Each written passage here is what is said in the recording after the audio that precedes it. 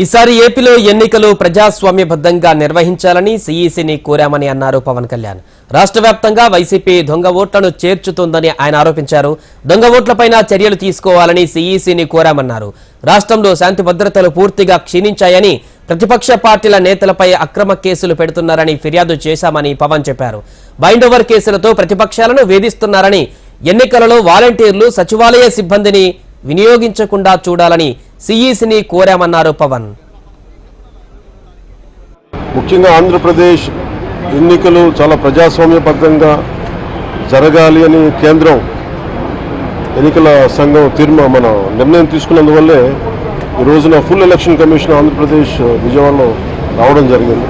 చంద్రబాబు గారు తెలుగుదేశం పార్టీ నుంచి 3 సార్లు ముఖ్యమంత్రిగా పనిచేశారు, ప్రతిపక్ష నాయకులుగా ఉన్నారు.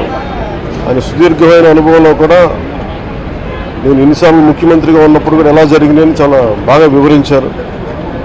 ఎంత ఫెయిర్ ఎలక్షన్ జరగడానికి ఆయన సాయశక్తులు ఎలా కృషి చేశారో చెప్పారు. జనసేన తరపు అలాగే వైసీపీ ఏమేం చేసింది ఇప్పుడు దాకా, దొంగ ఓట్లు ఎలా రిజిస్టర్ చేశారు. ఆ చంద్రగిరి ఇందాక మీరు చెప్పినట్టు చంద్రగిరిలో దాదాపు 1,00,000 పైచిలుకు ఓట్లు దొంగ ఓట్లు నమోదు చేస్తే దాదాపు దాంట్లో 1/4 ఆల్మోస్ట్ దాన్ని యాక్సెప్ట్ చేశారు. ఇలా ప్రతి చోట, ప్రతి నియోజకవర్గంలో, ప్రతి బూత్లో ఏ స్థాయిలో దొంగ ఓట్లు నమోదవుతున్నాయి, ఎలా తీసేయాలి, వీటి మీద చాలా స్పష్టంగా వివరించారు. మా వైసీపీ ప్రభుత్వం వచ్చినప్పటి నుంచి లా అండ్ ఆర్డర్ కంప్లీట్గా దిగజారిపోయింది. ఎవరన్నా ప్రజాస్వామ్య హాని జరుగుతుంటే గొంతెత్తిన పొలిటికల్ పార్టీస్ కానీ, వ్యక్తులు కానీ, ప్రైవేట్ వ్యక్తులు కానీ వాళ్ళందరి మీద కేసులు ఎలా పడుతున్నాయి, కేసులు ఎలా చేస్తున్నాయి. ముఖ్యంగా బైండ్ ఓవర్ కేసులు ప్రత్యేకించి పొలిటికల్ పార్టీ టీడీపీ వారి మీద కానీ, జనసేన కార్యకర్తల మీద కానీ ఇవన్నీ చాలా క్లియర్గా తెలియజెప్పడం జరిగింది వారికి. అలాగే పోలీసు అధికారులను ఇప్పుడు సడన్గా మారుస్తూ ఉన్నారు. లాస్ట్ 2 నెలలుగా మార్చేస్తూ ఉన్నారు. మళ్ళీ ఎన్నికలు సంఘం వచ్చేటప్పటికి మళ్ళీ వాళ్ళకి కావాల్సిన అధికారులు తిరిగి అక్కడ వేయించుకునేలాగా తీసుకొచ్చిన ప్రణాళికలు చేస్తాం. అది కూడా బలంగా తెలియజేస్తాం.